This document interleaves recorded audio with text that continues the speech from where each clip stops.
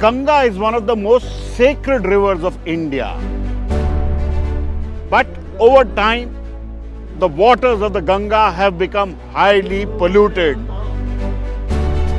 Now, a massive effort is being made to clean up the Ganga through the Namami Gange project.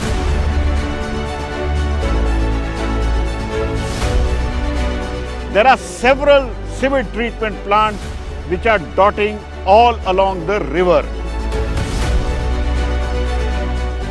India loves the Ganga.